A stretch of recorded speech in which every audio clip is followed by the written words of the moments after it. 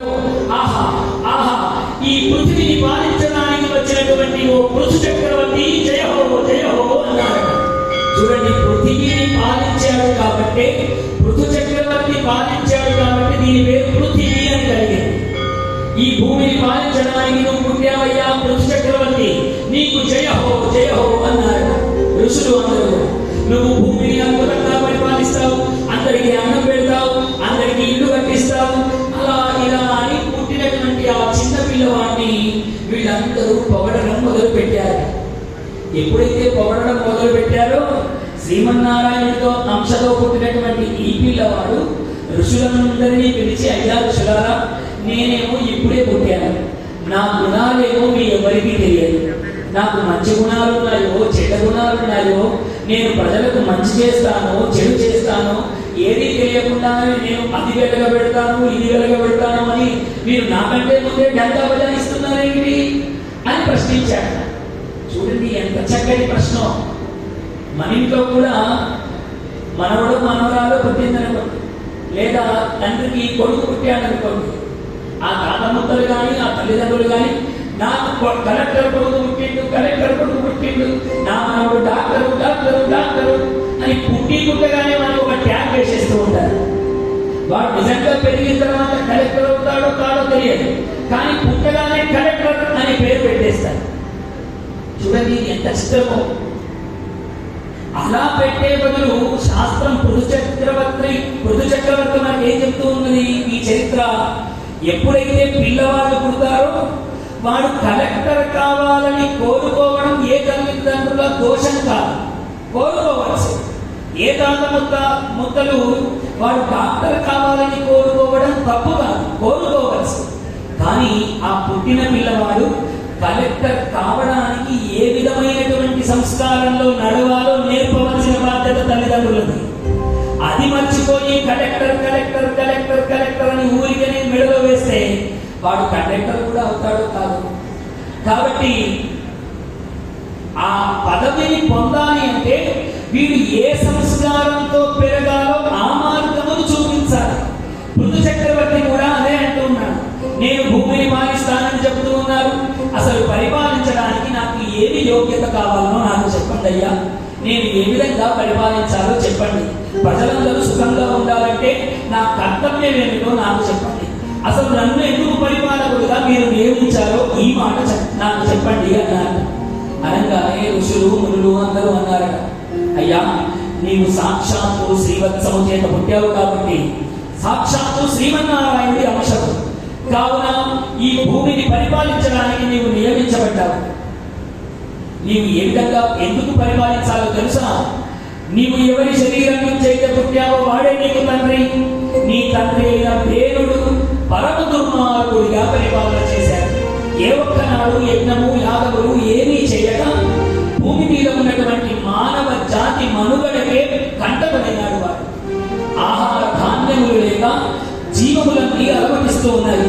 భూమి అంతా నెర్రను వాసిపోయి ఉన్నదయ్యా పృథు చక్రవర్తి. నీ తండ్రి చేసినటువంటి తప్పులన్నీ సరిదిద్ది ఈ భూమిని సస్యశ్యామలం చేసే బాధ్యత నీది. చూడండి, ఇప్పుడు బాధ్యత చెప్పారు. వీడిప్పుడు సస్యశ్యామలం చెయ్యాలి అంటే ఏం చెయ్యాలని ఆలోచనలో పడ్డాడు. ఆలోచనలో పడి మళ్ళీ అడిగాడు ఋషులని, మరి ఈ సస్యశ్యామలం చేయాలంటే నేనేం చెయ్యాలయ్యా? నీ తండ్రి దుర్మార్గుడు పరిపాలనలో ఒక్క యజ్ఞము యాగము చెయ్యక, వర్షములు కురియక భూమి లోపలనే అన్ని విత్తనములు దాచుకున్నదయ్యా. విత్తనాల యొక్క శక్తి అంతా ఎవరిలో ఉన్నది? విత్తనాలన్నీ ఎక్కడ ఉన్నాయి అంటే భూమి లోపలనే ఉన్నాయి. మీరు చూడండి, ఎండాకాలం భూమి అంతా నెర్రలు మాసిపోయి గడ్డి కూడా మొలవకుండా ఎండిపోయి ఉంటుంది. ఎప్పుడైతే తొలకరి జల్లులు పడతాయో, మా పెరట్లో గడ్డి నాటుతానని ఎవరైనా గడ్డి మొక్కలు నాటుతారా? దానంతగా అదే గడ్డి ఎలా మొలుస్తోంది? లేదు. రోడ్డు పక్కన ఏదైనా చెట్టును మనం చూస్తూ ఉంటాం, పిచ్చి మొక్కలు చాలా మొలుస్తూ ఉంటాయి. వాటిని అసలు ఎవరు నాటారు? మనం అనుకుంటున్నాం పిచ్చి మొక్క, కానీ ఆ మొక్కకు కావలసినటువంటి శక్తి భూమిలోనే ఉన్నది, దాని విత్తనం భూమిలోనే ఉన్నది. మనము ఒక చోట వేప విత్తనం నాటామనుకోండి, దాని పక్కనే మామిడి విత్తనం నాటాను. ఇప్పుడు చూడండి, పక్క పక్కనే రెండు వేరు వేరు విత్తనములు నాటినా వేప చెట్టు నుండి వేపే వస్తుంది, మామిడి చెట్టు నుండి మామిడే వస్తుంది. మామిడికి కావలసిన శక్తి భూమిలోనే ఉన్నది, వేపకు కావలసిన శక్తి భూమిలోనే ఉన్నది. వేప నుంచి మామిడి వస్తుందా, మామిడి నుంచి వేప వస్తుందా? ఏ శక్తి అయినా భూమి తనలోనే దాచుకొని ఉన్నది, ఏ విత్తనమైనా భూమి తనలోనే దాచుకొని ఉన్నది. కాబట్టి పుత్ర మహారాజా, ఇప్పుడు నువ్వు భూమాతను వేడుకొని విత్తనాలను తీసుకోవయ్యా అన్నారు. అనగానే సరే అన్నాడు. అని ఒక్కసారి ఇలా భూమాత దగ్గర నిలబడ్డాక, భూమి మధ్యలో నిలబడ్డాక, ఓ భూమాత, నాకు విత్తనాలు ఇస్తే నేను ప్రజలకు ఆహార ధాన్యములు ఇస్తాను అన్నాడు. ఎన్నిసార్లు కోరినా భూమాత విత్తనాలు ఇవ్వడం లేదు. ఇదేమిటి అని ఆలోచించాడు. పృథు చక్రవర్తి బాణాలు తీసుకొని భూమి మీదకి వేయడం మొదలుపెట్టాడు. అలా వేస్తూ ఉంటే భూమాత పరిగెత్తుతుంది. భూమాత ముందు, పృథు చక్రవర్తి వెనక, భూమాత ముందు, పృథు చక్రవర్తి వెనక. ఇలా పరిగెత్తి పరిగెత్తి పరిగెత్తి భూమాత అలసిపోయి, పృథు చక్రవర్తి, నువ్వేం చేస్తున్నావో నీకు అర్థమవుతుందా? నన్ను బాణములతో కొడితే నీకేమొస్తుందయ్యా? పైగా అవలను, నేను ఒక స్త్రీ, నా మీదికి బాణములు వేస్తే ఏమొస్తాయి? స్త్రీ అయినా పురుషుడైనా నీ లోపల సమస్త జనులకు కావలసినటువంటి విత్తనాలన్నీ దాచిపెట్టుకున్నావు, అవన్నీ ఇచ్చే వరకు నీకు శిక్ష తప్పదు అన్నట్ట. అనగానే భూమాత అన్నదగా, అయ్యా, ఒకనాడు బ్రహ్మదేవుడు నా లోపల ఆ ఔషధులన్నీ దాచిన మాట వాస్తవమే, కానీ నేను అవన్నీ ఎప్పుడు ఇస్తానో తెలుసా? యజ్ఞాత్ భవతి పర్జన్యః పర్జన్యాదన్న సంభవః. యజ్ఞము వల్ల వర్షము సంభవించదు, వర్షము వల్ల అన్నము సంభవించదు. ఈ మాట నీకు తెలియదా పుత్ర మహారాజా? నీ తండ్రి పరమ దుర్మార్గుడు యజ్ఞం చేయకపోవడం వల్ల వర్షములు కురియక విత్తనాలన్నీ నా లోపలనే దాగి ఉన్నాయి. నీవెప్పుడైతే యజ్ఞములు యాగములు చేస్తావో ఆ విత్తనాలన్నీ నేను ఇస్తానయ్యా, నీకెందుకు? నన్ను దండించి లాభం లేదు అందులో భూమాత. అనగానే పృథు మహారాజు ఇదేదో బాగుందని అనుకున్నాడు. భూమాత చెప్పిన మాటలను శ్రద్ధగా ఆలకించాడు. అద్భుతంగా యజ్ఞములు యాగములు పుంఖలుగా చేయడం మొదలు పెట్టాడు. అలా యజ్ఞములు చేస్తూ ఉంటే అగ్నిహోత్రుడు ఆనందపడి అద్భుతమైనటువంటి కుంభవృష్టిని కురిపించాడు. ఎప్పుడైతే కుంభవృష్టి వచ్చిందో నేల తల్లి మొత్తము తడిసిపోయిందట. నేలంతా సస్యశ్యామలం అయిపోయిందట. నేలంతా తడిసిపోయి ముద్దయింది.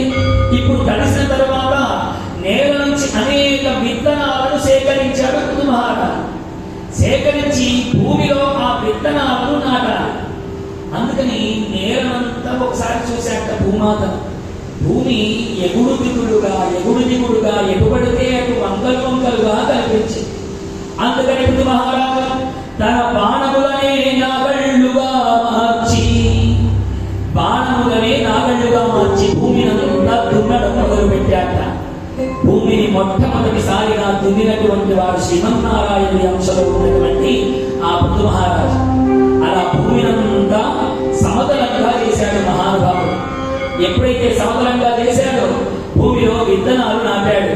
చక్కటి వర్షముల చేత ఆ జనులందరికీ అన్నపానీయాలకు కొదువ లేకుండా అద్భుతమైనటువంటి ఆహార ధాన్యములన్నీ పుట్టాయట.